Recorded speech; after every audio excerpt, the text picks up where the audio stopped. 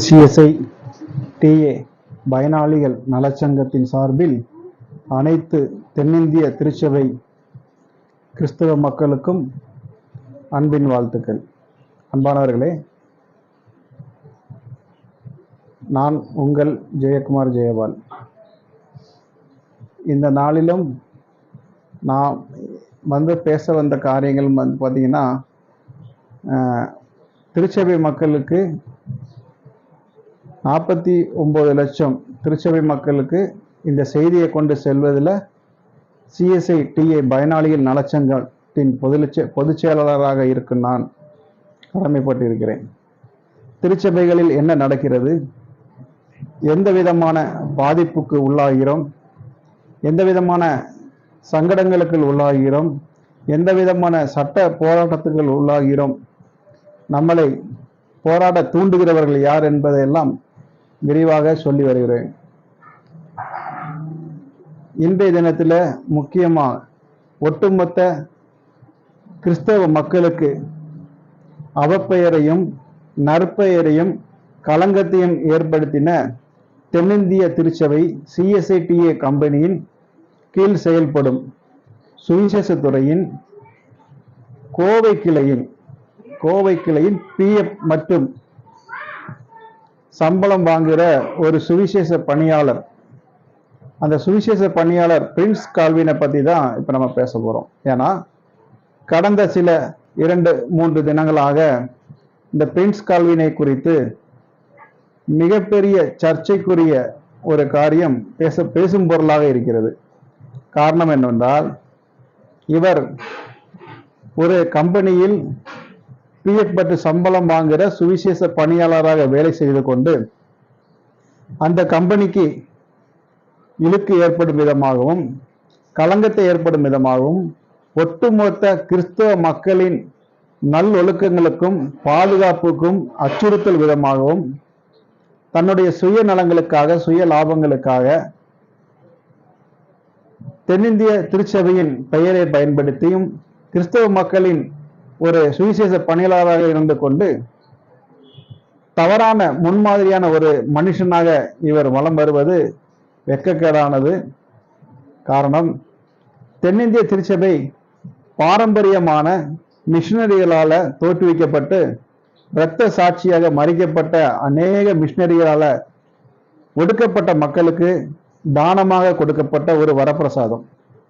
ஆனால் இந்த Prince Calvin என்பவர் சமீப நாட்களாக, ஒரு 2 நாட்களுக்கு முன்பு இவர் பேசின, அவர் வேலை செய்யும் ஆலயமான இம்மானுவேல், கோவை இம்மானுவேல் தேவாலயத்தில் ஒரு செய்தி கொடுக்கிறார். திருச்சபை மக்களுக்கு நல்ல ஒழுக்கங்களையும் நல்ல விஷயங்களையும் கற்றுக் கொடுக்கிற ஒரு ஆவிக்குரிய தகப்பன் என்ற முறையில் இருக்கிற இந்த பிரின்ஸ் கால்வின் தவறான ஒரு முன்னுதாரணமாக மக்களுக்கு போதிப்பிக்கிறார். இந்து மக்களையும் இந்து கடவுள்களையும் தேவதூஷணம் பேசி அவதூறு பேசி ஒரு முகச்சுளிப்பை கிறிஸ்தவ மக்களிடத்திலே ஒரு முகச்சுளிப்பை உண்டாக்குகிறார். இந்த காரியத்தை பேசுவதில் கிறிஸ்தவனாகிய நான் சிஎஸ்ஐ டிஏ பயனாளிகள் கிறிஸ்தவ மக்களுடைய சங்கத்தின் ஒரு பொதுச் செயலாளராக இருந்து கொண்டு இதை சொல்வதிலும் வெட்கப்படுகிறேன், வேதனைப்படுகிறேன்.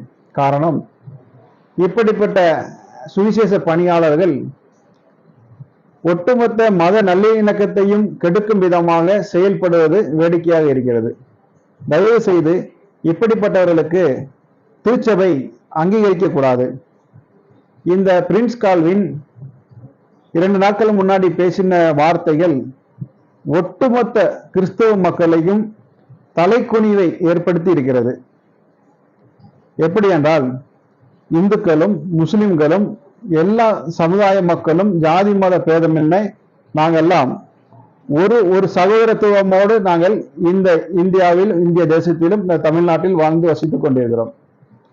எங்களுடைய மத நல்லிணக்கத்தை கெடுக்கும் விதமாகவும் சமூகத்தில் இருக்கிற அந்தஸ்துகளை, கிறிஸ்தவர்களுக்கு இருக்கிற அந்தஸ்துகளை கெடுக்கும் விதமாகவும் தன்னுடைய அதிகாரங்களை துஷ்பிரயோகம் செய்து இந்து மக்களுக்கும் கிறிஸ்தவ மக்களுக்கும் இருக்கிற நல் உறவுகளை அண்ணன் தம்பிகளாக பாவித்து நாங்கள் சகோதரத்தோடு வாழ்கிற இந்த வாழ்க்கைக்கு ஒரு இழுக்கை, ஒரு கேடை உண்டாக்கின இந்த பிரின்ஸ் கால்வினுக்கு சிஎஸ்ஐ டிஏ பயனாளிகள் நல சங்கத்தின் சார்பில் வன்மையான எங்களுடைய கண்டனங்களை நாங்கள் தெரிவித்துக் கொள்கிறேன். தயவு செய்து தென்னிந்திய திருச்சபையின் கண்காணி பிஎஃப் மற்றும் சம்பளம் வாங்குற கண்காணி பிஷப் தீமோத்தி ரவீந்தர் அவர்களுக்கு இது ஒரு கோரிக்கையாக வைக்கிறோம். உடனடியாக இந்த பிரின்ஸ் கால்வினை பணியிடை நீக்கம் செய்ய வேண்டும். காரணம், ஒரு கம்பெனியில் வேலை செய்கிறவர் ஒழுக்கமின்மையும் திருச்சபை மக்களுக்கு அச்சுறுத்தலாகவும் பல்வேறு முறைகேடுகளையும் சமுதாயத்திற்கு சீர்கேடான காரியங்களையும் கையாண்டு வருவது வேதனையான ஒரு விஷயம். கடந்த நாட்களிலே அவர் செய்து கூட்டின கோவை திருமண்டலத்தில் அவர் செய்து கூட்டின அட்டுழியங்களும் அநியாயங்களும் தலைவிரித்தாடுவதை நாங்கள் கண்கூடாக பார்த்து கொண்டிருக்கிறோம். காரணம், இவர் செய்த முறையற்ற ஒரு திருமணம், இவர் செய்த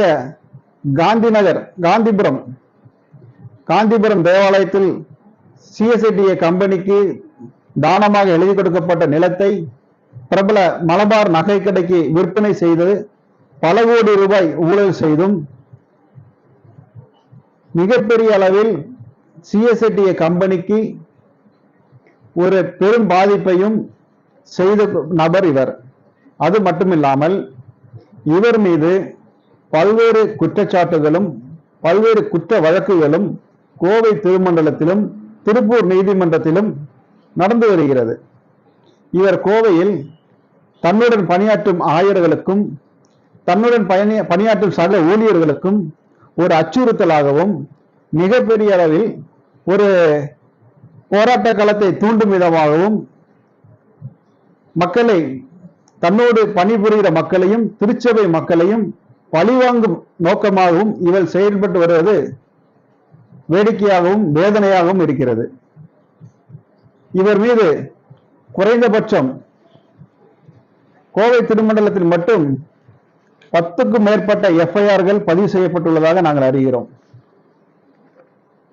இந்த எஃப்ஐஆர் பதிவு செய்யப்பட்ட வழக்குகள் கொலை முயற்சி வழக்குகளும் உண்டு, பெண்களை இழிவுபடுத்தின வழக்குகளும் உண்டு, தன்னோடு பணியாற்றவர்களுக்கு பாலியல் அத்துமீறல் பாலியல் தொந்தரவுகளை கொடுத்த வழக்குகளும் உண்டு.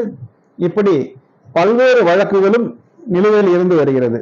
ஆனால் இவர் மீது எந்த ஒரு சட்ட போராட்டங்களும் சட்ட நடவடிக்கையும் எடுக்காதபடிக்கு தனக்கு இருக்கிற அரசியல் அதிகார துஷ்பிரயோகத்தை உபயோகித்து திருச்சபை மக்களாகிய ஒவ்வொருவரையும் மிரட்டி வருவது வேதனையான ஒரு விஷயம். தயவு செய்து திருச்சபை மக்களே, நாம் விழிப்பாக இருக்க வேண்டும். காரணம், தென்னிந்திய திருச்சபையானது சிஎஸ்ஐடிஏ கம்பெனியின் கீழ் தொண்டு நிறுவனமாக பதிவு செய்யப்பட்ட ஒரு நிறுவனமாகும். இதில் ஆயர் தலைவர், ஆயர் சேர்மன் என்ற இவர்களுக்கு எந்த விதமான ஒரு முக்கிய பங்களிப்பும் பதவிகளும் கிடையாது. ஆனால் இவர்கள் போலியான ஒரு தனியாக ஒரு பயாலாவை வைத்துக்கொண்டு ஒரு தனி சட்டங்களை வைத்துக்கொண்டு திருச்சபையையும் திருச்சபை மக்களையும் ஏமாற்றி வருவது நாடறிந்த உண்மை. ஒரு ஆயராக ஒரு கம்பெனியின் கீழ் வேலை செய்கிற ஒரு ஆயர் அந்த கம்பெனிக்கு எப்படி சேர்மனாக வர முடியும்? எப்படி ஆயர் தலைவராக வர முடியும்? அவர் ஒரு சுவிசேஷ பணியாளர் அல்லவா? இதையெல்லாம் மறைத்து அரசாங்கத்தையும் சட்டங்களையும் காவல்துறையும் நீதிமன்றத்தையும் அரசியல் தலைவர்களையும் ஏமாற்றி மிகப்பெரிய மாஃபியா கும்பலாக இப்படிப்பட்டவர்கள் செயல்படுகிறார்கள். இதற்கு மிகப்பெரிய ஒரு சான்று பிரின்ஸ் கால்வின். இந்த பிரின்ஸ் கால்வின் கடந்த வருடங்களிலே ஒரு திருமணத்தை செய்தார். இந்த திருமணத்தை செய்த இந்த நபர் மீது திருச்சபை மக்களுக்காக எங்களுக்கு கடும் அதிர்ச்சியும் ஏற்படுத்தியது. காரணம், இவர் 2 திருமணங்களை செய்த ஒரு பெண்ணை திருமணம் செய்து கொண்டு வந்தார். நாங்கள் அந்த திருமணத்தை செய்த பெண்ணை நாங்கள் எதிர்க்கவில்லை, அந்த திருமணத்தை நாங்கள் எதிர்க்கவில்லை. காரணம், இந்த பிரின்ஸ் கால்வின் என்பவர் திருச்சபைகளுக்கும் ஒட்டுமொத்த லட்சக்கணக்கான மக்களுக்கும் 50 லட்சம் உறுப்பினர்களை கொண்ட தென்னிந்திய திருச்சபைக்கு ஒரு முன்மாதிரியான ஒரு நபராகவும், ஒரு ஆவிக்குரிய ஒரு தகப்பனாகவும், திருச்சபை மக்களை நல் வழியிலே நடத்த வேண்டிய ஒரு தகப்பனாகவும் இவர் செயல்பட வேண்டும். ஆனால் ஒட்டுமொத்த திருச்சபைகளின் நம்பிக்கையிலும் கெடுக்கும் விதமாக இவர் செய்த திருமணத்தின் சம்பவங்களை நாங்கள் கேள்விப்பட்டு, காரணம், விவாகரத்து பெறாத ஒரு பெண்ணை திருமணம் செய்து எங்கள் திருச்சபையின் மாண்பை கெடுத்த இந்த நபரை குறித்து நாங்கள் கேள்விகளை கேட்கிறோம். கேள்விகளை கேட்டதினாலே கோயம்புத்தூரில் ரெண்டாவது மாசம் என்ன பண்றாங்கன்னா, என் மீது மொத்தம் 6 நபர்கள் மீது வழக்கு பதிவு செய்யப்பட்டது. கோயம்புத்தூர் ரேஸ்கோர்ஸ் காவல் நிலையத்தில் பிரின்ஸ் கால்வின் திருமணத்தை எதிர்த்து நாங்கள் கேள்வி கேட்டதால் இவர் முறையற்ற ஒரு திருமணத்தை செய்திருக்கிறார். இது திருச்சபை மாண்புக்கும் சிஎஸ்ஐ தென்னிந்திய திருச்சபை சட்ட திட்டங்களுக்கும் முரணானது, இந்திய அரசியல் அமைப்புக்கு முரணானது.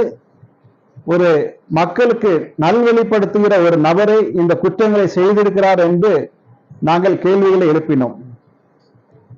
இந்த கேள்விகளை கேட்டதினாலே கோவை காவல் நிலையத்தில் இந்த பிரின்ஸ் கால்வின் சென்று ஒரு புகாரை அளித்தார். எங்களை அவதூறு பரப்புகிறார்கள் என்று சொல்லி. நாங்கள் அவதூறு பரப்பவில்லை, ஆனால் காவல்துறையை இவர்கள் மீது மிகப்பெரிய அளவில் ஒரு பெரிய ஒரு பதவியில் இருப்பது போல போலியான டாக்குமெண்ட்களை காண்பித்து ஒரு எஃப்ஐஆர் பதிவு செய்யப்பட்டது. அந்த எஃப்ஐஆர்ல பாத்தீங்கன்னா தீம்பேட்டி அந்த எஃப்ஐஆர்ல வந்து பாத்தீங்கன்னா இவங்க புகார் கொடுக்கிறாங்க. இந்த புகாரின் அடிப்படையில் பாத்தீங்கன்னா கோவை இம்மானுவேல் ஆலயத்தில் ஒரு ஆயராக பணிபுரிந்து வருகிற பிரின்ஸ் கால்வின் அந்த புகார் என்ன சொல்லிருக்காங்கன்னு பாருங்க. சிஎஸ்ஆர் போட்டுக்க எஃப்ஐஆர் போட முடியும், சிஎஸ்ஆர் போடுவாங்க இல்லைங்களா? அந்த சிஎஸ்ஆர்ல வந்து பிரின்ஸ் கால்வின் வந்து பிஷப்ங்கிறத அந்த காவல்துறைக்கு தவறான தகவலை கொடுத்து பிஷப்ங்கிறத மென்ஷன் பண்ணியிருக்கிறாங்க. ஏன்னா ஒரு சிஎஸ்ஆர் போடும்போது சிஎஸ்ஆர் தவறா இருக்குன்னு சொல்லி காவல்துறை அதிகாரிகள் சொல்லலாம். ஏன்னா இன்னைக்கு அப்படிதான் நடக்குது.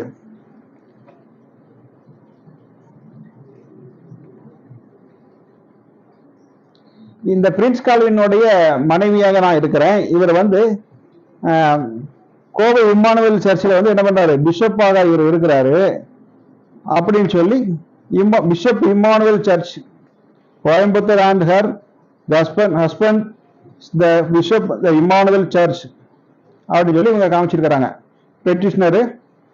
எப்படி அப்போ இவர் வந்து என்ன பண்ணார், ஒரு கம்பெனியில ஆயராக சிஎஸ்ஐ இஎஸ்ஐ பிஎஃப் மற்றும் சம்பளம் வாங்குற ஒரு சுவிசேஷ பணியாளர். ஆனா இவர் என்ன பண்றாங்க, காவல்துறைக்கு முதல்ல நம்ம நல்லா கவனிக்கணும். இதெல்லாம் இந்த பதிவு காவல்துறைக்கும் சேர்த்துதான். ஏன்னா திருச்சபை மக்கள் நாங்கள் எந்த அளவுக்கு பாதிக்கப்படுகிறோம் என்பதை நீங்க புரிந்து கொள்ள வேண்டும்.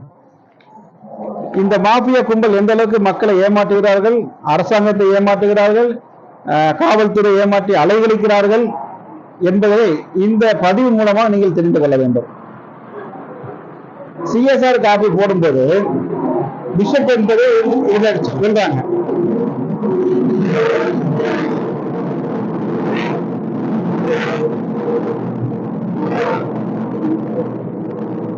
அதுக்கு எடுத்து என்ன பண்றாங்கன்னா, எங்களை விசாரணைக்கு கூப்பிடுறாங்க. விசாரணைக்கு கூப்பிடும்போது நாங்க என்ன பண்றோம், நடந்த சம்பவங்களை காவல்துறைக்கு ரிட்டர்னா எழுதி கொடுத்துட்டு வர்றோம். ரிட்டர்ன் எழுதி கொடுத்து வந்த பிறகு காவல்துறைக்கு மிகப்பெரிய அழுத்தம் கொடுக்குறாங்க. அரசியல் தலைவர்களை வச்சும் என்ன பண்றாங்க, எஃப்ஐஆர் எப்படியாவது போடணும்னு. ஏன்னா இவர் மிகப்பெரிய அளவில் தவறு செஞ்சிருக்கிறாரு. இந்த தவறை தட்டி கேட்கிறவங்களுக்கு ஒடுக்கப்படுறாங்க, நசுக்கப்படுறாங்க. அடுத்து எஃப்ஐஆர் போடுறாங்க. எஃப்ஐஆர் போட்ட தேதி பாருங்க,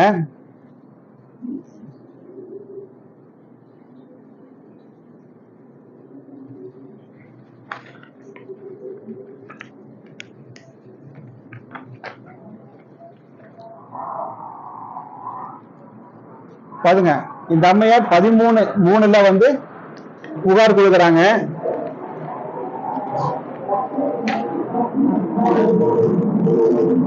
14/3 வந்து எஃப்ஐஆர் போடுறாங்க.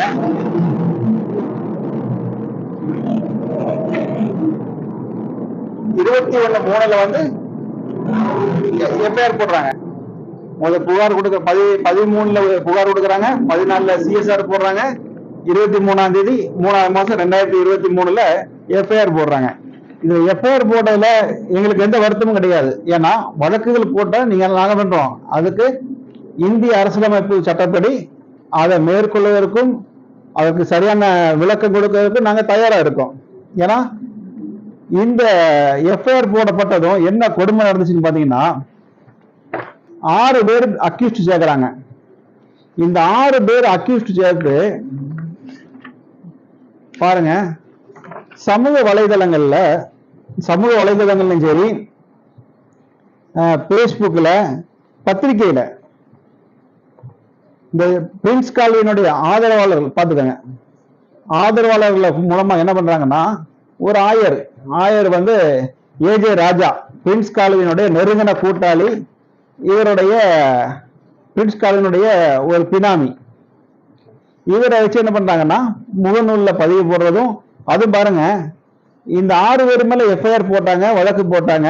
வழக்கு போட்ட உடனே என்ன நடக்குதுன்னு பாத்தீங்கன்னா, 24 மணி நேரத்துக்குள்ள இந்த 6 பேரையும் அரெஸ்ட் பண்ணணும்னு சொல்லி கோவை மாநகர கமிஷனர் அவர்கள் உத்தரவு போட்டிருக்காங்க. அதனால நாங்க அரெஸ்ட் பண்ணி ஆகணும்னு சொல்லி என்ன பண்றாங்க, நைட்டும் பகலுமாக தனிப்படை அமைத்து எங்களை தேடுறாங்க.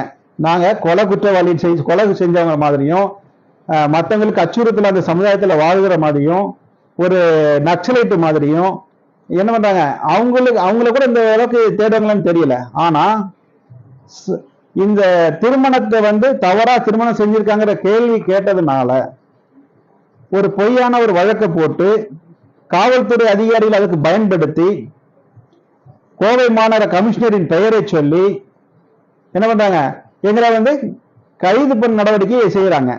கைது நடவடிக்கை செய்யும் போது இதுல என்ன கொடுமைன்னா, நான் திருப்பூர்ல வசிக்கிறேன், மற்ற சகோதரர்கள்லாம் கோயம்புத்தூர்ல வசிக்கிறாங்க, மற்றவங்களோட இருந்தாங்க 5 பேர். அந்த 5 பேர் என்ன பண்றாங்க, கோயம்புத்தூர்ல இருக்காங்க. திருப்பூர்ல நான் 6 பேர் ஆச்சு.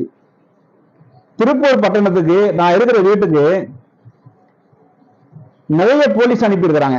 கோயம்புத்தூர்ல இருந்து ஒரு தனிப்படை, திருப்பூர் மாவட்ட காவல்துறைக்கு தவறான தகவலை கொடுத்து அங்கிருந்து ஒரு டீம் அழைச்சு நைட்டு பகலமா எங்க வீட்டை சர்ச் பண்ணி எங்க வீட்டுல இருந்த எங்க அம்மாவுக்கு தொந்தரவு கொடுத்து பல்வேறு நெருக்கடி, எங்க காம்பவுண்ட் ஃபுல்லா போய் என்ன பண்ணாங்க, காவல்துறை சுத்தி வளைச்சு அவமானப்படுத்தி நாங்க குடியிருக்கிற அந்த பகுதி முழுவதும் போய் எங்களை ஒரு அக்யூஸ்ட் மாதிரி, கொலைகார மாதிரி காவல்துறையினர் நடந்து கொண்டனர். இதுக்கு வந்து அப்ப C2ல பணியாற்றின ஒரு காவல்துறை அதிகாரி பிரபலமா இன்னைக்கு வந்து வேற ஸ்டேஷன் மாறி போயிட்டாரு. அந்த காவல்துறை அதிகாரிக்கு நெருக்கடி கொடுத்து இந்த நயவஞ்சகர்கள் எங்களுக்கு கடுமையான மன உளைச்சலை கொடுத்தாங்க. நாங்க ஜாமீனுக்காக நீதிமன்றத்தை அணுகின போது எல்லாருக்குமே ஜாமீன் கொடுத்தாங்க. கண்டிஷன் பெயில வந்து ஒரு 5 பேருக்கு மட்டும் என்ன பண்ணாங்கன்னா கண்டிஷன் பெயில் கொடுத்தாங்க, எல்லாமே பண்ணாங்க. ஆனா இந்த வழக்கு இன்னைக்கு வந்து 1 வருஷம் 1.5 வருஷம் ஆக போகுது. இது வரைக்கும் சார்ஜிட்டே போடல. நான் கடந்த வாரம் போய் காவல்துறை அதிகாரிட்ட, ரேஸ் கோர்ஸ் காவல்துறை அதிகாரிகிட்ட போய் கேட்கிறோம், ஐயா இந்த அம்மையாரு மேல, இந்த அம்மையாருக்கு நாங்க என்ன பண்ணோம், அவதூறு பரப்புறோம்னு சொல்லி நீங்க ஒரு வழக்கு போட்டிருந்தீங்க, இந்த அம்மையாருடைய திருமணம் செல்லாதுன்னு சொல்லி. இதுல இன்னொரு ஒரு கடவுளுடைய கிருபை, கடந்த 2 வாரங்களுக்கு முன்பாக இந்த அம்மையாருடைய பிரின்ஸ் கால்வியும் பிரின்ஸ் கால்வியை திருமணம் செய்த மாதிரி அந்த அம்மையாருடைய திருமணமும் செல்லாது என்று சொல்லி திருமண பதிவுத்துறை வந்து என்ன பண்றாங்க, கடிதம் கொடுக்குறாங்க, ஒரு லெட்டர் தராங்க எங்களுக்கு. இந்த லெட்டர் நாங்க எடுத்துக்கிட்டு என்ன பண்றோம், காவல் நிலையத்துக்கு போறோம். ஐயா எங்களுக்கு இந்த லெட்டர் மேல என்ன பண்ணோம், நீங்க நடவடிக்கை எடுக்கணும், எங்க மேல ஒரு பொய்யான ஒரு வழக்க சொல்லி நீங்க கடுமையான மன உளைச்சலுக்கு ஆளாக்கிருக்கீங்க. 1 வருஷமாக எங்களுக்கு சமுதாயத்துல இருந்த அந்த கடந்த நாட்கள் எங்களுக்கு சமுதாயத்துல இருந்த நல்ல பெயர்களையும் எங்களுக்கு களங்கம் ஏற்பட்டிருக்குது. அதனால இதை விசாரித்து நடவடிக்கை எடுங்க. சார்ஜ் ஷீட் போடுங்கய்யா, நீதிமன்றத்துக்கு இறுதி அறிக்கை எங்களுக்கு அனுப்புங்க, நாங்க விசாரணைக்கு தயாரா இருக்கிறேன்னு சொல்லி லெட்டர் கொண்டு கொடுக்குறோம். காவல்துறை அதிகாரி என்ன சொன்னார்னா, நாங்க சிஎஸ்ஆர் கேட்கிறோம். எப்பவுமே ஒரு வழக்குல வந்து புகார் கொடுத்தா அடுத்த நிமிஷம் என்ன பண்ண, அந்த புகாரை வாங்கி கொண்டு அது உண்மையோ பொய்யோங்கிறது ரெண்டாவது விஷயம். அதை புகாரை வாங்கினதும் அந்த புகாரை பெற்றுக்கொண்டதுக்காக என்ன பண்ணணும், சிஎஸ்ஆர் போட்டு தரணும். இது வந்து சட்டப்படி செய்யணும். சட்டம் அதை தான் முதல் சொல்லுது. நான் வாங்கின புகாருக்கு முறையாக சிஎஸ்ஆர் போட்டு கொடுக்க வேண்டும். இது எல்லா காவல்துறையிலும் இது வந்து சட்டமாக்கப்பட்டிருக்குது. அதனால என்ன பண்ணணும், எங்களுக்கு சிஎஸ்ஆர் போட்டு தரணும். நான் அந்த காவல்துறை அதிகாரி கிட்ட கேட்கும் போது அவங்க என்ன சொன்னாங்கன்னா, சிஎஸ்ஆர் தந்தா நடவடிக்கை எடுக்க மாட்டேன், நடவடிக்கை எடுத்தா சிஎஸ்ஆர் தர மாட்டேன். இது எப்படி இருக்கு மக்களே? அப்போ கேள்வி கேட்டா ஒடுக்கப்படுறதும், ஏன்னா நான் ஒரு பத்திரிகையாளனா இருக்கிறேன், ஒரு சமூக ஆர்வலராக இருக்கிறேன். அப்போ இந்த சமுதாயத்துல நடக்கிற விஷயங்களை எப்படி நான் மக்களுக்கு போய் சொல்றது, எப்படி மக்கள்கிட்ட போய் வெளிப்படுத்துறது, எவ்வளவு பாதிப்புகள், எவ்வளவு ஒடுக்கப்படுறோம், நசுக்கப்படுறோம். சாமானிய மக்களாக எங்களுக்கு இந்த நிலைமைன்னா இன்னும் அடித்தட்டு மக்களுக்கு எவ்வளவு நிலைமைகள் ஏற்படுங்கிறத நீங்க பொதுமக்கள் அனைவரும் இது புரிந்து கொள்ள வேண்டும். காவல்துறை அதிகாரிகள் இது புரிந்து கொள்ள வேண்டும். நான் வந்து அந்த காவல்துறை அதிகாரியை நான் குறை சொல்ல வரல. ஏன்னா அவருக்கு மேல இருந்த அதிகாரிகள் என்ன பண்ணுவாங்க, நெருக்கடி கொடுத்துருக்காங்க. இப்ப நான் போய் கேட்கும்போது காவல்துறை அதிகாரி சொன்னாங்க, நீங்க உங்க மேல போட்ட வழக்குல வந்து அந்த காவல்துறை அதிகாரி என்ன பண்ணாரு, டிரான்ஸ்பர் ஆகி போயிட்டாருங்க, நான் பார்த்துட்டு நான் உங்களுக்கு என்ன பண்றேன், பதில் சொல்றேன், இதை வந்து சார்ஜ் ஷீட் போடுறதுக்கு நான் என்ன பண்றேன், ரெடி பண்றேன்னு சொல்றாரு. இந்த சார்ஜ் ஷீட் போட ரெடி பண்றேன்னு சொன்னவர் பாத்தீங்கன்னா இன்னைக்கு 10 நாள் ஆக போகுதுன்னு நினைக்கிறேன். இது வரைக்கும் எந்த பதிலும் இல்லை. சரிங்களா? அப்போ நாங்க இந்த சார்ஜ் ஷீட் கேட்டதுனாலதான் ஒரு 2 நாளைக்கு முன்னாடி ஆலயங்கள்ல அவங்க கோயம்புத்தூர் இம்மானுவேல் ஆலயத்துல வந்து மக்களுக்குள்ள ஒரு கொந்தளிப்பு ஆயிடுச்சு.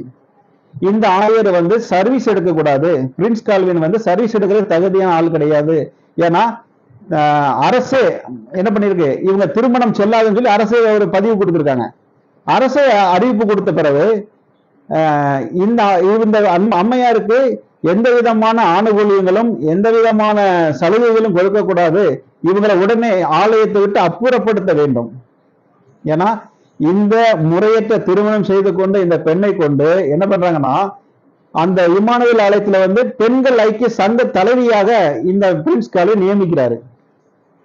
இது வந்து சட்டத்துக்கு புறம்பானது, திருமண்டல சட்டம் திருத்தங்களுக்கு புறம்பானது.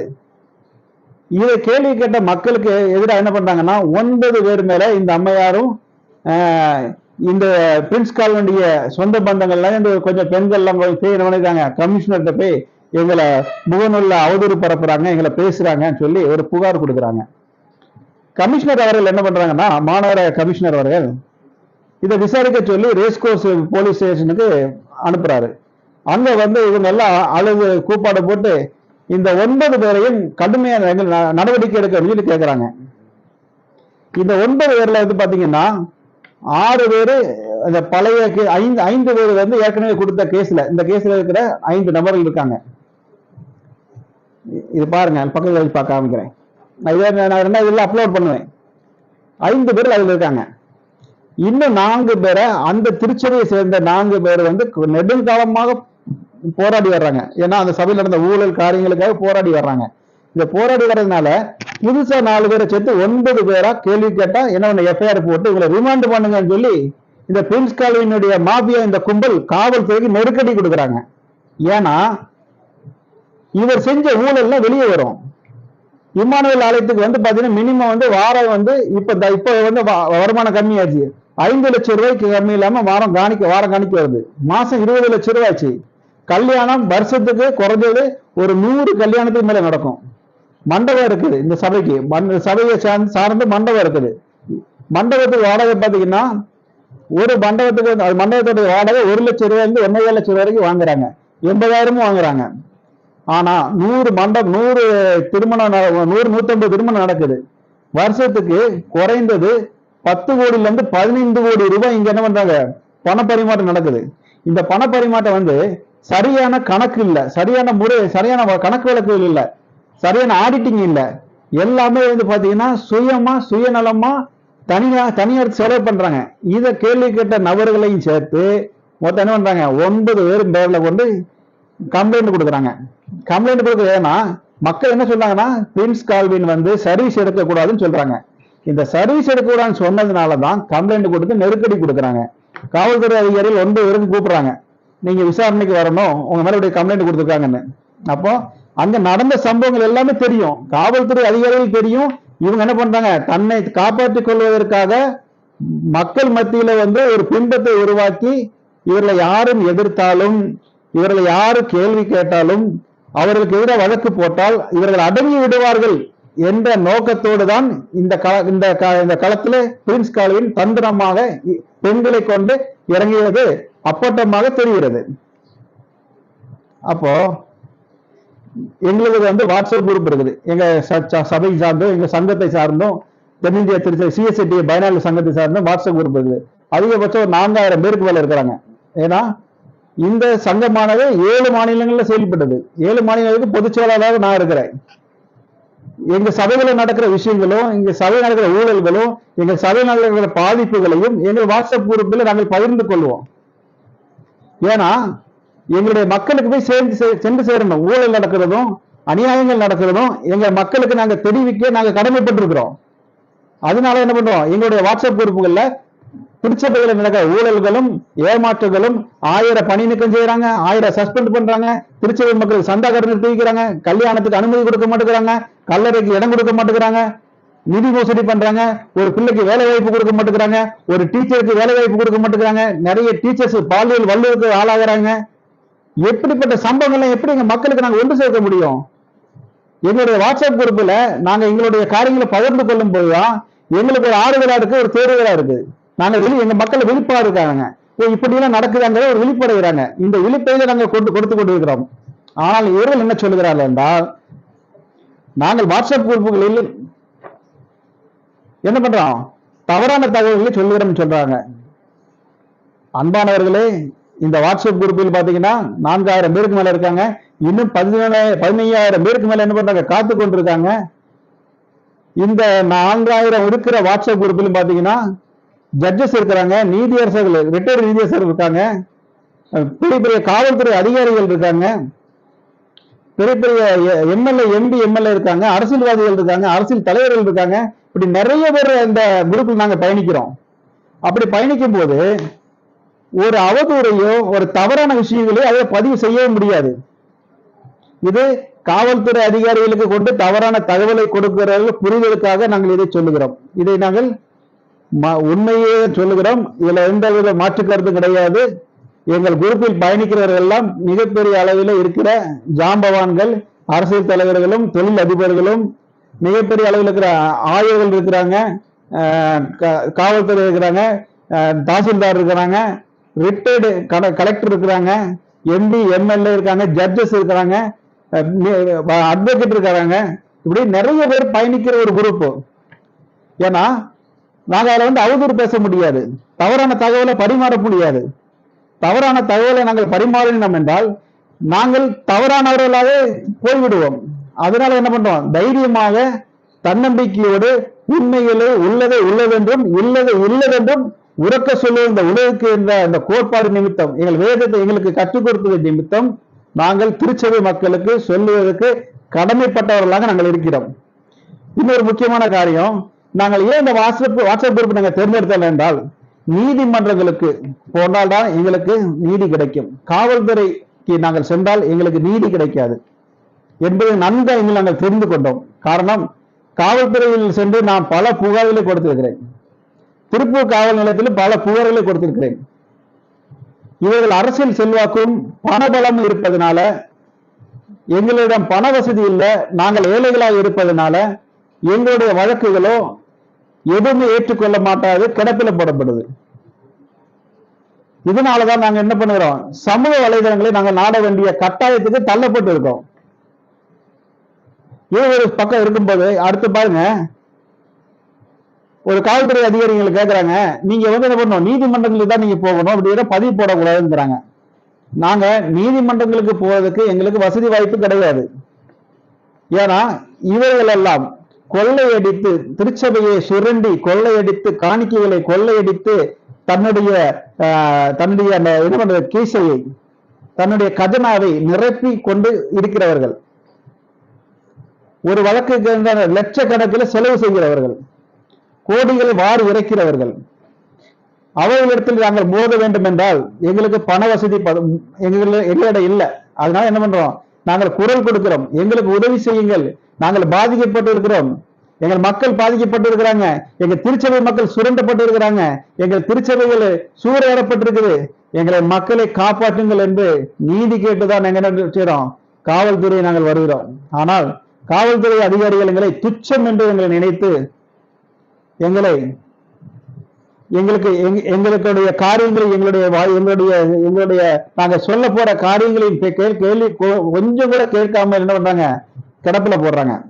இதே இது பணத்தோடையும் அரசின் செல்வாக்கோடையும் பதவியோடையும் வந்து ஒருத்த கடை பண்றாங்க, வந்து சொன்னா அவங்களுக்கு சொல்லி அவங்களுக்கு என்ன பண்றாங்க, இதை இப்படி பண்ணுங்க இதை இப்படி பண்ணுங்கன்னு சொல்லி மக்களை பயமுறுத்துகிற மாதிரி அன்னைக்கு நடந்துகிட்டு இருக்குது. இதனாலதான் காவல்துறை மேல எங்களுக்கு நம்பிக்கை இருக்கு. ஆனா நடக்கிற காரியங்களும் நடக்கிற விஷயங்கள்லாம் பார்க்கும்போது அச்சமா இருக்கு, பயத்தை உண்டாக்குது. எங்கள் திருச்சபை இனி சிறிது நாட்களில் அழிந்து விடுமோங்கிற மன வருத்தம் எங்களுக்கு இருக்கிறது. நீங்கள் எல்லாம் நினைப்பீர்கள் இந்த திருச்சபை நசுக்கப்படும் போது ஒட்டுமொத்த மக்களும் சேர்ந்து நாங்கள் நசுக்கப்படுகிறோம். இது 50 லட்சம் மக்களின் குரலாக இது ஒலித்துக் கொண்டிருக்கிறது. தயவு செய்து காவல்துறை அதிகாரிகளுக்கு மீண்டும் படி அன்போடு நான் கேட்டுக்கொள்கிறேன், நான் கேட்டுக்கிறேன். தயவு செய்து எங்கள் திருச்சபையில நடக்கிற காரியங்களுக்கு, மாஃபியா கும்பல்களுக்கு நீங்கள் துணை போகாதீர்கள். கடவுளின் பணத்தை கொள்ளையடிக்கிற நபர்களுக்கு நீங்கள் துணை போகாதீர்கள். உண்மைக்கு குரல் கொடுக்கிற மக்களுக்கு துணை நில்லுங்கள். ரொம்ப வேதனையோட அந்த பதிவை நான் போடுறேன். ஏன்னா இந்த எஃப்ஐஆர் 149/23 இந்த 6 பேர் மேல போட்ட வழக்கு பாருங்க, 1.5 வருஷம் ஆச்சு. இது வரைக்கும் இறுதி அறிக்கை தாக்கல் செய்யப்படல, சார்ஜ் ஷீட் போடல. அப்போ நாங்கள் என்ன இன்னைக்கும் குற்றவாளிகளாக என்ன பண்றோம், நடமாடிக்கொண்டு இருக்கிறோம்.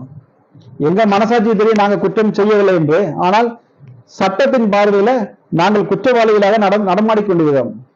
எங்களுக்கு இது மிகுந்த மன அழுத்தத்தையும் மன உளைச்சலையும் தருகிறது. நீங்கள் இந்த காரியம் உண்மையிலே நடந்திருந்தால் நீங்கள் சார்ஜ் ஷீட் போட்டு எங்க மேல எந்த நடவடிக்கை எடுத்தாலும் நாங்கள் அதுக்கு கட்டுப்படுகிறோம், அந்த தண்டனையை நாங்கள் ஏற்றுக்கொள்கிறோம். அதுல எந்த ஒரு மாற்று கருத்தும் கிடையாது. ஆனால் எங்களை சித்திரவதை செய்யார்கள், எங்கள் மக்களை துன்பப்படுத்தாதீங்க. இந்த கொள்ளையடி கூட்டங்களுக்கு தயவு செய்து காவல்துறை அதிகாரிகள் நீங்க துணை போகாதீங்க. ஏன்னா கோவை மாவட்டத்தை பொறுத்தளவுக்கு எதை செஞ்சாலும் திருச்சபை மக்கள் எந்த கேஸ் கொடுத்தாலும் அது அங்க எடுக்கப்படுகிறது, செல்லா காசா கிடக்கிறது. அவன் இதே ஒரு 1000 ஒரு பேராயிரோ கொண்டு கம்ப்ளைண்ட் கொடுத்து என்ன பண்றாங்க, அடுத்த செகண்ட் எங்க இருந்தாலும் அவனை தூக்குங்கிறாங்க. இது எதனால? பாதிக்கப்பட்ட திருச்சபை மக்கள் கேள்வி கேட்க ஆள் இல்லை. இவங்க என்ன பண்றாங்க, இவங்களை நசுக்கிறோம், அவங்களை அடக்குமுறையில கையாளுங்கிற ஒரு பாவத்தை உருவாக்குறாங்க. காவல்துறை அதிகாரிகளுக்கு நான் சொல்லிக் கொள்வது என்றால், கோவை மாவட்ட கமிஷனர் அவர்களுக்கும் என்னுடைய பணிவான ஒரு வேண்டுகோள், திருச்சபை என்பது சிஎஸ்ஐ என்பது சிஎஸ்ஐக்கு அதிகாரங்கள் கிடையாது, சிஎஸ்ஐக்கு சொத்து கிடையாது, சிஎஸ்ஐக்கு பதிவு கிடையாது, சிஎஸ்ஐக்கு வருமானம் கிடையாது, சிஎஸ்ஐக்கு எந்த விதமான அத்தாரிட்டியும் கிடையாது. ஆனால் இவர்கள் எல்லாம் சிஎஸ்ஐக்கு அதிகாரம் இருக்கு என்பது உங்களை நம்ப வைத்துக் கொண்டிருக்கிறார்கள். சமுதாயத்தில திருச்சபை மக்கள் மத்தியில காவல்துறை கண்டால் ஒரு பயத்தை ஏற்படுத்தி கொண்டிருக்கிறார்கள். நீங்கள் சொல்லுகிறீர்கள் காவல்துறை உங்கள் நண்பன் என்று, ஆனால் இந்த கயவர்களால் நாங்கள் உங்களை எதிரிகளாக பயத்தோடு நாங்கள் பார்க்க வேண்டிய ஒரு சூழ்நிலைக்கு நாங்கள் தள்ளப்பட்டு இருக்கிறோம். தயவு செய்து தென்னிந்திய திருச்சபையானது சிஎஸ்ஐடிஏ கம்பெனியின் கீழ் செயல்படுகிற ஒரு சுவிசேஷ துறை, அதில் ஒரு கிளை தான் கோயம்புத்தூர். இந்த கோயம்புத்தூர்ல பிஷப் இருக்கிறவர், பிஷப்னு சொல்றவர் வந்து கண்காணி, ஒரு கம்பெனியின் மேனேஜர். ஆனால் இவர் எப்படி சம்பளம் வாங்குறாருன்னா, இவருக்கு கம்பெனி சட்டப்படி பிஎஃப் மற்றும் இஎஸ்ஐ வழங்கப்படுகிறது. அப்போ இப்படிப்பட்ட நபர்கள் என்ன பண்றாங்கன்னா வந்து தவறான தகவலை சொல்லி இவங்க தான் இந்த கம்பெனிக்கு இந்த சிஎஸ்ஐக்கு வந்து இவங்க தான் முதலாளி, இவங்க தான் ஓனரு, இவங்க தான் அத்தாரிட்டி, இவங்க தான் ரெஸ்பான்சிபிலிட்டின்னு சொல்லி உங்களை என்ன பண்றாங்க, ஏமாற்றுகிறார்கள். தயவு செய்து அது அல்ல. உங்களுக்கு ஆதாரங்களை நான் தருகிறேன்.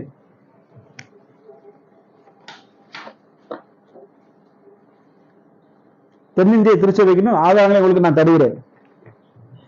இந்த வீடியோல நான் அந்த ஆதாரம் என்ன பண்றேன், நான் பதிவு பண்றேன்.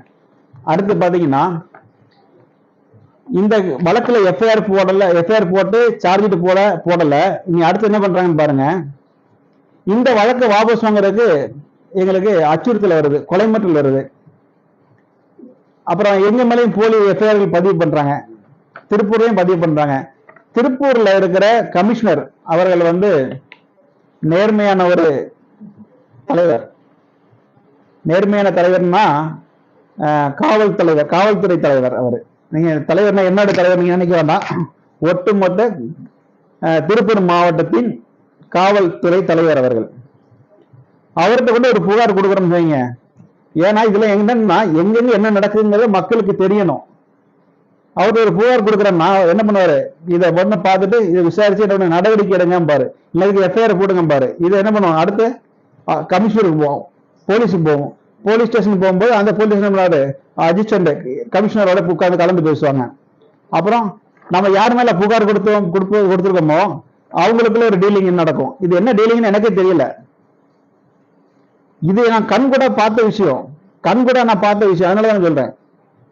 என்ன பண்ணாங்க, இது வந்து ஒரு எஃப்ஐஆர் போடும்பாங்க. நம்ம யாரு மேல பெயர் சொல்றோமோ அந்த பேர்ல போட மாட்டாங்க. அப்புறம் அது எஃப்ஐஆர் அது கிணத்துல போட்ட கல்லாதான் நடக்குமே தவிர எந்த ஒரு இதுவும் இருக்காது. ஆனா எதிராளிகள் நம்முடைய எதிராளிகள் என்ன பண்ணாங்க, நம்ம மேல ஒரு பொய் புகார் கொடுப்பாங்க. பொய் புகார் கொடுத்தா உடனே என்ன பண்ணுவாங்க, எஃப்ஐஆர் போடுவாங்க.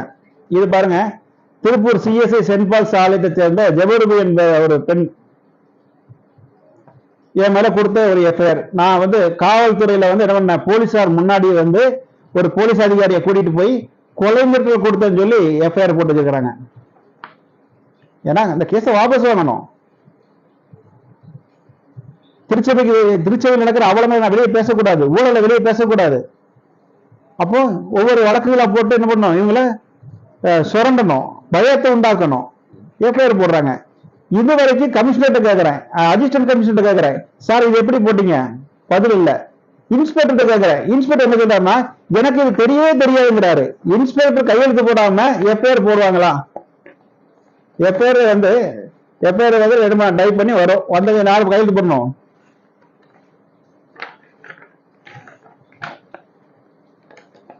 கமிஷனர் கையெழுத்து போடணும். நல்லா பாருங்க எல்லாரும், கமிஷனர் கையெழுத்து போடணும், இன்ஸ்பெக்டர் அந்த ஸ்டேஷன் இன்ஸ்பெக்டர் கையெழுத்து போடணும். இது போடுறதில்லை. என்ன நான் போடலன்னு சொல்லி அவரு நிரூபிக்க வாக்குவாதம் பண்றாரு. இதுக்கு என்ன காரணம்னு கேட்டீங்கன்னா, திருச்சபை மக்கள் கொடுக்கிற காணிக்கை பணத்தினால இந்த எஃப்ஐஆர் போடப்பட்டது. இதுக்கு பத்திரிகை நிருபர் சொல்லி ஒரு போலி நிருபர் சாம் அவர்தபாவுங்கிற நபர் என்ன பண்றாரு, இல்ல செயல்படுறாரு. போலி நிருபர்களால காவல்துறையில் என்ன பண்ணுது, நாங்களே என்ன பண்றோம், பலிகடாக்கப்படுறோம். நான் ஒரு நிருபராக இருக்கிறேன், யார்கிட்ட ஒரு ரூபா வாங்கணும், யார்கிட்ட ஏமாத்தணும், அதை பண்ணு இதை பண்ணுங்கிற அந்த மைண்டே எனக்கு வர கிடையாது. எங்க ஒரு பாதிப்பை கண்டாலும் அங்க நின்று அந்த பாதிப்புக்கு சொல்யூஷன் செஞ்சு கொடுத்துதான் நான் போவேன். அது ஆக்சிடென்டா இருந்தாலும் சரி, அங்க ஒரு பிரச்சனையா இருந்தாலும் சரி, அப்படிதான் நான் அப்படிதான் என்ன பண்றேன், வளர்க்கப்பட்டிருக்கிறேன். ஆனா நிறைய விஷயங்கள் பாத்தீங்கன்னா இந்த காவல்துறையில வந்து இந்த போலி நிருபர்கள் என்ன பண்றாங்க, இதை வந்து ஒரு பாலமா இருக்கிறாங்க. தயவு செய்து காவல்துறை அதிகாரிகளுக்கு மிகப்பெரிய ஒரு ரெக்வெஸ்டா வைக்கிறேன், மாண்புமிகு முதலமைச்சருக்கு ஒரு ரெக்வெஸ்டா வைக்கிறேன். காவல் நிலையங்களில போலி நிருபர்களுடைய நடவடிக்கைகளை வந்து நீங்கள் கடுமையாக ஒடுக்க வேண்டும். இது என்னுடைய ரெக்வெஸ்டாக சிஎஸ்ஐடிஏ பயனாளிகள் நலச்சங்கத்தின் சார்பில் இது ரெக்வெஸ்டாக நாங்கள் வைக்கிறோம். ஏன்னா இப்படிதான் நாங்கள் என்ன பண்றோம், பாதிக்கப்பட்டுக்கிறோம். இதெல்லாம் ஆதாரங்களோட இந்த வீடியோல உங்களுக்கு ஸ்கிரீன்ல வரும். அடுத்து பாருங்க, 9 பேர் மேல கோயம்புத்தூர்ல எஃப்ஐஆர் போடுறோம் எல்லாம் சொன்னாங்க, ரைட்டு. இப்போ முந்தா நாள் 2ஆம் தேதி சமூக வலைதளங்கள்ல ஒரு வீடியோ வருது.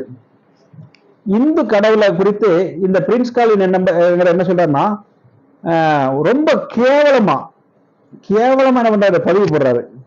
இந்த பதிவுல பார்க்கும்போது எங்களுக்கு கோபம் வருது. கிறிஸ்தவர்களாகி எங்களுக்கு என்ன பண்றது, இந்த பிரின்ஸ் கால்வின் மேல ஆயராக இருக்கிற இந்த பிரின்ஸ் கால்வின் மேல எங்களுக்கு கடுமையான கோபம் வருது. ஏன்னா சகோதரத்துவத்தையும் ஸ்நேகத்தை அன்பையும் சகிப்புத்தன்மையும் சொல்லிக் கொடுக்கிற கிறிஸ்தவ மதத்துல ஒரு இந்து மதத்தையும் அவருடைய கலாச்சாரங்களையும் அவர்களுடைய கோட்பாடுகளையும் நசுக்கும் விதமாக, அதை இழிவுபடுத்தும் விதமாக ஜாதி பெயரை சொல்லியும் ஜாதியை சொல்லியும் என்ன பண்றாங்க, மக்கள் இடத்துல ஒரு கலவரமான ஒரு பேச்சை உருவாக்குறாரு. இதை பார்க்கும்போது எங்களுக்கெல்லாம் ரொம்ப வேதனையா இருக்கு. ஏன் இந்த மாதிரியான சம்பவங்கள் நடக்குதுன்னு பார்த்தா, இந்த பிரின்ஸ் கால்வின் மேல பல கோடி ஊழல் இருக்குது. இவரு என்ன பண்ணாரு, கம்பெனி சட்டத்துக்கு கட்டுப்பட்டு நடக்க மாட்டாரு. இவர் நான் தான் தலைவர், நான் தான் சேர்மேன் அப்படின்னு சொல்லி என்ன பண்ணாரு, மக்களை மிரட்டி இவருக்கு ஒரு ரவுடி கும்பலை வச்சிருக்காரு. என்னன்னா குடிகாரங்களை தான் வச்சிருப்பாரு. ஆயிரம் கூட ஆயிரம் இருக்காங்க. குடிகாரன், குடினா குடி. பிரின்ஸ் கால்வின் இறைவான பண்ணாரு, மதுவானா இருந்தாலும் அவரால் இருக்க முடியாது. அப்போ ஒரு ஆயருங்கிறவன் எந்தெந்த குணங்கள்லாம் இருக்கக்கூடாதோ, எந்தெந்த பழக்க வழக்கங்கள்லாம் இருக்கக்கூடாதோ, இதெல்லாம் ஒட்டுமொத்தமா சேர்ந்து இருக்கிறத அந்த பிரின்ஸ் கால்வின் என்ன பண்றாரு, அவரு பேசுற வார்த்தைகள் மெசேஜ் சோசியல் மீடியால லைவ் போய்கிட்டு இருக்குது. இன்னொரு பக்கம் யூடியூப்ல லைவ் போட்டு இருக்கிறாங்க. இப்படி லட்சக்கணக்கான மக்கள், கோடிக்கணக்கான மக்கள் அதை பார்க்கறாங்க.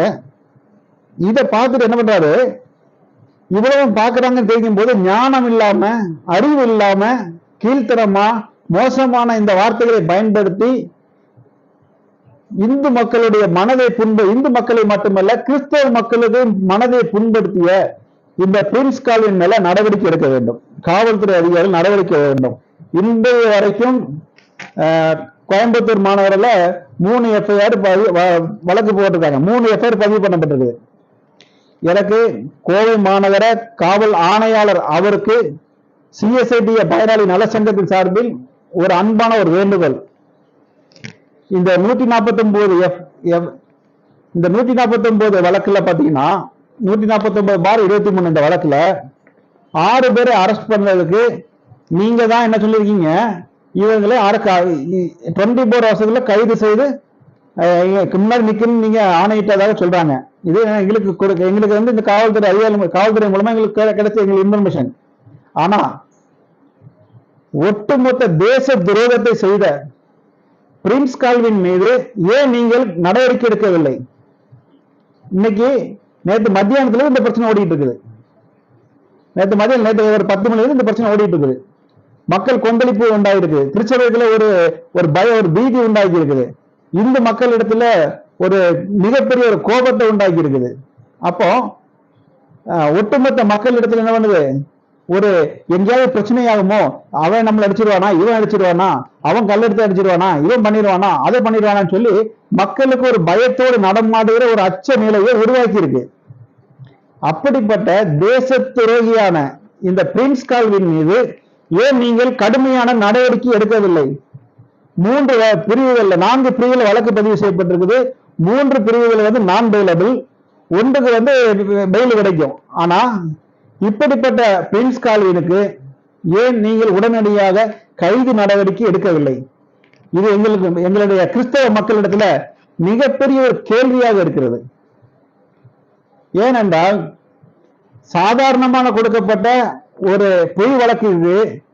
காவல்துறைகளை அனுப்பிவிட்டு 2 மாவட்ட காவல்துறைகளை அனுப்பி அவங்களுடைய நேரங்களை வீணாக்கி அவங்களுடைய மன உளைச்சலாக்கி எங்களுக்கு மன உளைச்சலை கொடுத்த இந்த வழக்கில் கைது செய்ய தீவிரம் காட்டின கோவை மாநகர காவல் ஆணையாளர் அவர்களே, ஏன் பிரின்ஸ் கால்வினை நீங்கள் இதுவரை கைது செய்யவில்லை?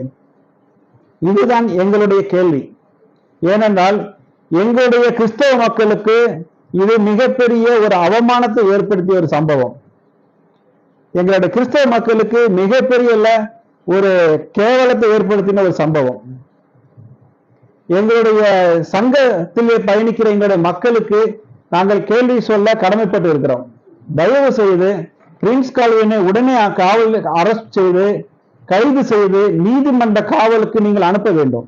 இது போன்ற தவறுகள் இனி ஒரு ஆயர் எந்த தேவாலயங்களிலும் நடக்கக்கூடாது.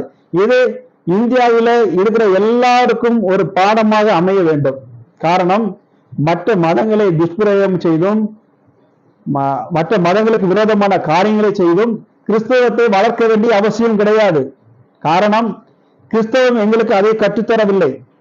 நன்மை செய் என்றுதான் சொல்லியிருக்காங்க. அன்பை காமி, அன்பா இரு, நன்மை செய், உன்னால முடிந்த உதவிகளை ஏழைகளுக்கு செய். இதுதான் ஆண்டவர் இயேசு கிறிஸ்து எங்களுக்கு கற்றுக் கொடுத்திருக்கிறார். வேதத்தின்படி எங்களுக்கு என்ன பண்ணிருக்காங்க? கற்றுக் கொடுக்கப்பட்டிருக்குது. தயவு செய்து ஒட்டுமொத்த தமிழக காவல்துறை அதிகாரிகளுக்கும் இது நாங்கள் ஒரு ரெக்வெஸ்டாகவும் கோரிக்கையாகவும் நாங்கள் வைக்கிறோம். தயவு செய்து இப்படி துஷ்பிரயோகம் செய்த மக்களிடத்தில் ஒரு அச்சத்தை ஏற்படுத்தின, கிறிஸ்தவ மக்களிடத்தில் ஒரு பயத்தை ஏற்படுத்தின இந்த பிரின்ஸ் கால்வினை உடனடியாக தமிழக காவல்துறை கைது செய்து நீதிமன்ற காவலுக்கு அனுப்பி தக்க நடவடிக்கை எடுக்க வேண்டும். ஏனென்றால் அரசியல் நெருக்கடி இருக்கும், அரசியல் செல்வாக்கு இருக்கும்பாங்க. இது எங்களுக்கு தேவையில்லை. எங்களுடைய மக்கள் பாதிக்கப்படுறாங்க. இந்த ஒரு நபரால எங்களுடைய திருச்சபை மக்கள் பாதிக்கப்படுறாங்க. எங்கள் திருச்சபை பாதிக்கப்படுது. தயவு செய்து பிரின்ஸ் கால்வின் மீது கடுமையான நடவடிக்கை எடுக்க வேண்டும். அதே போல 149/23 அந்த வழக்கின் குற்ற பத்திரிகை உடனடியாக தாக்கல் செய்து நீதிமன்ற விசாரணைக்கு நாங்கள் செல்ல தயாராக இருக்கிறோம். அதற்கும் காவல்துறை எங்களுக்கு ஒத்துழைப்பு தர வேண்டும். நீங்கள் முறையான விசாரணை செய்து சரியான நடவடிக்கை எடுங்கள். நாங்கள் அதுக்கு கட்டுப்படுகிறோம். ஆனால் பழிவாங்கும் விதமாக ஒரு சார்பாக ஏழை பணக்கார என்ற பாகுபாடு இல்லாமல் மக்களுக்கு நீங்கள் உதவி செய்ய வேண்டும் என்று மிக பணிவன்போடு CSITA பயனாளிகள் நல சங்கத்தின் சார்பில் உங்களை அன்போடு கேட்டுக்கொள்கிறோம். இந்த பிரின்ஸ் கால்வின் தேச துரோக சட்டத்துல நீங்கள் என்ன பண்ணணும்? குண்டர் சட்டத்துல, நீதிமன்றத்தின் குண்டர் சட்டத்தின் கீழ் கைது செய்யப்பட வேண்டிய நபர். ஏன்னா அத்தனை FIR இருக்குது. பாருங்க, அவர் மேல இருக்க FIR ரிப்போர்ட் எல்லாம் கொலை. ஒரு ஆயரா இருந்து மற்றவங்களுக்கு முன்மாதிரி இருக்க வேண்டியது மேல பாருங்க, கொலை முயற்சி வழக்கு. கொலை முயற்சின்னு பாத்தீங்கன்னா ஒரு ஆயருக்கு விஷவாயு தாக்கி கொலை முயற்சி பண்ண கேஸ் எல்லாம் இருக்குது. இது காவல்துறை அதிகாரி நீங்க புரிஞ்சுக்கணும். நீங்க நினைக்கிறீங்க இது கோஷ்டி மோதல், இது சபைக்குள்ள நடக்கிற கோஷ்டி மோதல்னு. கண்டிப்பா இது கோஷ்டி மோதல் இல்ல. திருச்சபை CSITA கம்பெனி வரலாறுகளை மறைத்து உங்களுக்கு தவறான தகவல்களை சொல்லி இந்த மிகப்பெரிய ஒரு பாதிப்புகளை உருவாக்கி காவல்துறைக்கும் இந்த சமுதாயத்துக்கும் இந்த சமூகத்துக்கும் திருச்சபைக்கும் அச்சுறுத்தலையும் மன உளைச்சலையும் தருகிற இந்த மாஃபியா கும்பலை தயவு செய்து நீங்கள் களையெடுக்க வேண்டும். எனவே கோவை மாவட்ட காவல்துறை அதிகாரிகளும் சரி, தமிழக காவல்துறை அதிகாரிகளுக்கும் இந்த சம்பவங்களை உங்களுடைய இடத்தில் நேரடியாக நாங்கள் கொண்டு செல்வதற்கு இந்த காணொலியை தவிர எங்களுக்கு வேற வழி இல்லை. எனவே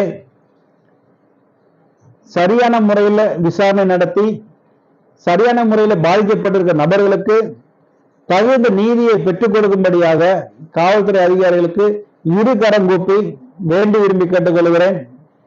ஜெயக்குமார் ஜெயபால், CSITA பயனாளிகள் நலச்சங்கம் மற்றும் பத்திரிகை நிருபரும் சமூக ஆர்வலருமாகிய ஜெயக்குமார் ஜெயபால். நன்றி. மீண்டும் இன்னொரு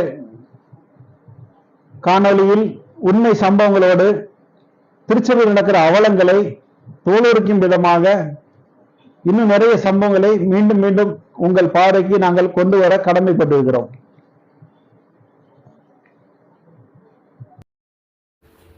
அனைவருக்கும் வணக்கம்.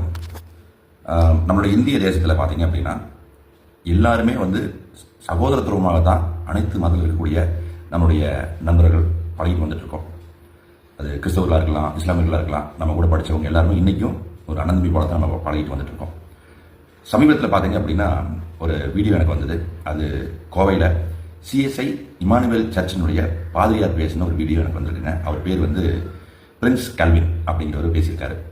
எனக்கு ரொம்ப ரொம்ப அதிர்ச்சியாகவும் ஒரு விஷபந்தனமான ஒரு வார்த்தைகளை பேசுனது கேட்டு ஒரு மாதிரியான ஒரு மன அழுத்தத்துக்கு வந்திருக்கிறேன்.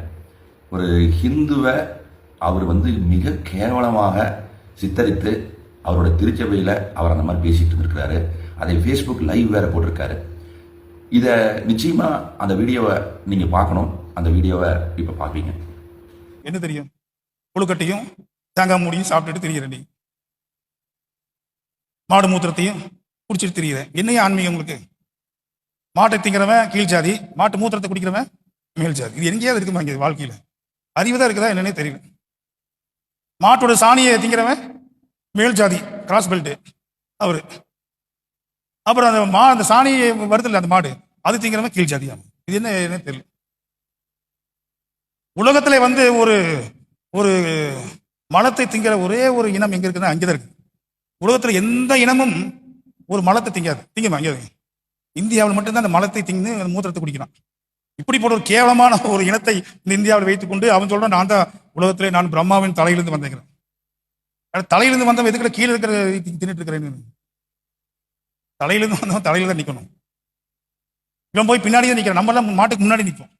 இவன் மாட்டுக்கு வாழை தூக்கிதான். எப்படா வாழை தூக்குன்னு பார்த்துட்டே இருக்கிறான். வாழை தூக்கணும்னு எவ்வளோ பெரிய ஒரு விஷமத்தனமான இரு சகோதரர்களுக்குள்ள இருக்கக்கூடிய அந்த ஒற்றுமையை பிளவுபடுத்துற மாதிரியான ஒரு வன்முறையை தூண்டுற மாதிரியான ஒரு ஜாதியோ இல்லை ஒரு மதத்தையோ தூண்டி இதிலிருந்து ஆதாயம் தேடக்கூடிய இந்த பிரின்ஸ் கால்வின் அவர்களுக்கு ஒரு ஹிந்துவா நான் மிகப்பெரிய ஒரு கண்டனத்தை தெரிவிக்கிறேன். அதே போல ஒவ்வொரு கிறிஸ்தவரும் சகோதரத்தோட பழகக்கூடிய ஒவ்வொரு கிறிஸ்தவரும் நிச்சயமா இதுக்கு நீங்க வந்து கண்டனம் தெரிவிப்பீங்கன்னு நிச்சயமா நம்புறேன். இவர் பேசினது சரியில்லை. இவர் பகிரங்கமாக அனைவரிடம் மன்னிப்பு கேட்க வேண்டும். இது அனைத்து சகோதரத்துவம் இருக்கக்கூடிய ஒவ்வொரு கிறிஸ்தவர்களுடையும் ஒவ்வொரு இந்துவும் சார்பாகவும் நான் பிரின்ஸ் கால்வின் அவர்கிட்ட கேட்டுக்கிறேன். நீங்கள் செய்தது மிகவும் கண்டனத்துக்குரியது. இதை நீங்கள் பகிரங்கமாக மன்னிப்பு கேட்டாக வேண்டும் பிரின்ஸ் கால்வின் அவர்களே.